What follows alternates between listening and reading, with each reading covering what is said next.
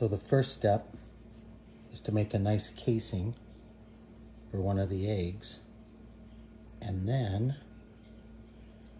carefully encase it.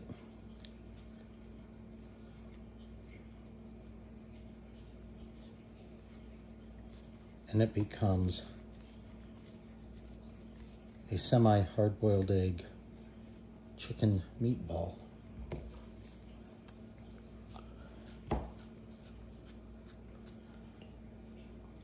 You can see the spices in the chicken.